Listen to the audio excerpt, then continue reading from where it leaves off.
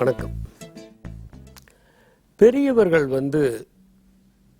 சில நேரங்களில் கேட்கிற கேள்விகளுக்கு நம்ம எப்படி ரெஸ்பாண்ட் பண்ணுறோம்? இப்போ வயசாக ஃபிசியலாஜிக்கலாக சில சேஞ்சஸ் ஏற்படும். ஒன்று காதினுடைய ஒலி கேட்கும் திறன் குறையும், மூக்கினுடைய முகரும் தன்மை குறையும்.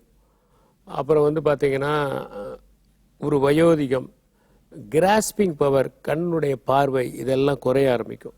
இது நமக்குள்ளேயே நடந்துக்கிட்டே தான் இருக்கு. ஆனால் இதை நம்ம எப்படி எதிர்கொள்கிறோம் அப்படிங்கிறது தான் ஒரு கேள்வி.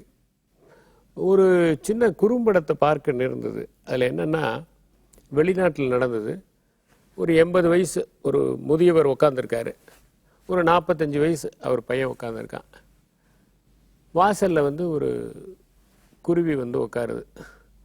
உடனே பையனை பார்த்து கேட்குறாரு, தம்பி இது என்னப்பா அப்படின்னு. இது குருவிப்பா அப்படிங்கிறான். கொஞ்ச நேரம் கழிச்சு ஒரு காகம் உட்காருது. இது என்னப்பா?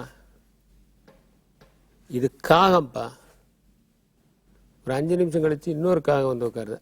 தம்பி இது என்னப்பா? இது காகம்ப்பா. மறுபடியும் 5 நிமிஷம் கழிச்சு இது என்னப்பா?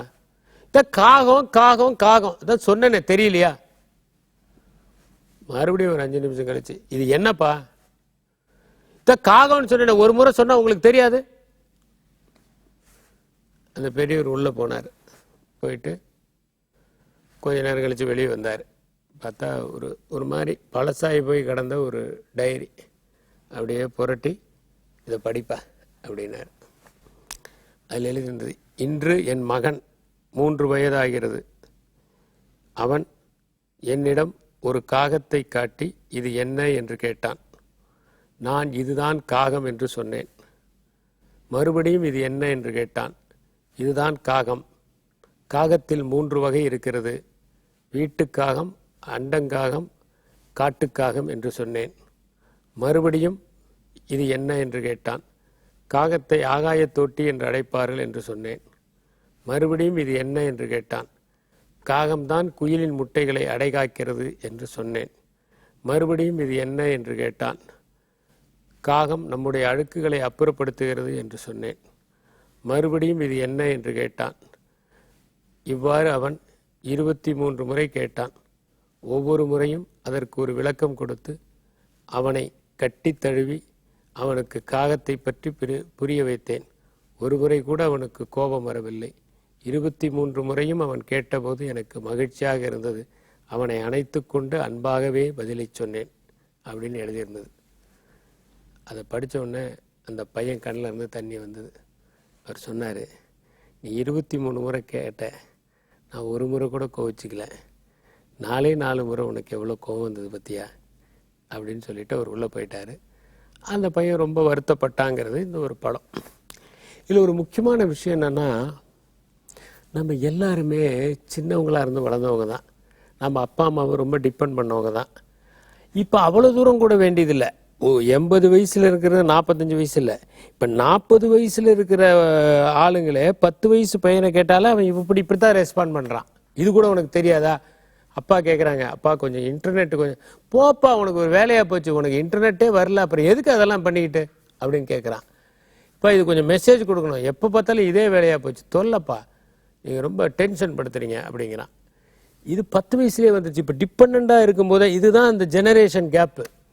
80க்கும் 45க்கும் நடந்தது. இப்போ அது 45க்கும் 15க்குமே நடக்கிற மாதிரியான ஒரு காலகட்டத்தில் நம்ம வாழ்ந்துக்கிட்டு இருக்கோம். இது ஒரு கவலைக்குரிய ஒன்று. இந்த படத்தை நான் என்ன நினைக்கிறேன், எல்லாருமே பார்க்கணும். எல்லா பேரண்ட்ஸும் பசங்களுக்கு போட்டு காமிக்கணும்னு நினைக்கிறேன். இந்த கதையை சொல்லணும்னு நினைக்கிறேன். இதெல்லாம் தான் ரொம்ப முக்கியம்.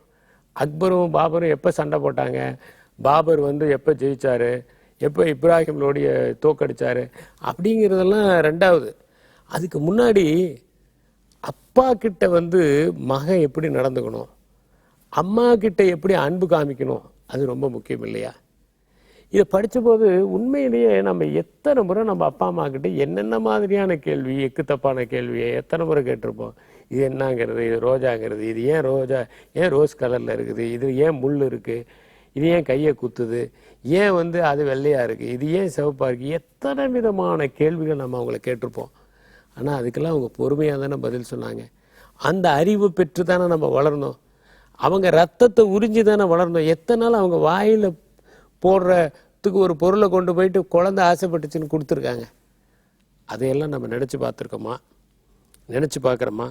இந்தியாவினுடைய வலிமைங்கிறது என்ன? ஒற்றுமையான குடும்பங்கள் தானே. இந்தியாவினுடைய வலிமையே அது தானே. மற்ற நாடுகளுக்கு இல்லாத பெருமையே இந்தியாவினுடைய குடும்ப ஒற்றுமை தானே. அதுவே போயிடுச்சுன்னா இந்தியாவே போயிடுச்சு தானே. அப்புறம் ஏதோ ஒரு நாடு தான்.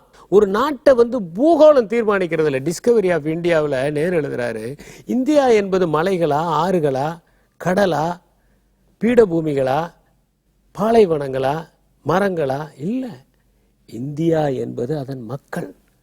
அப்ப இந்தியா என்பது குடும்பங்கள். அந்த குடும்பங்கள் ஒற்றுமையின்றி போனால் இந்தியாவே போய்விடும். பிறகு இந்தியா இருக்காது. இந்தியா என்கிற பெயரில் ஒரு நாடு இருக்கும்.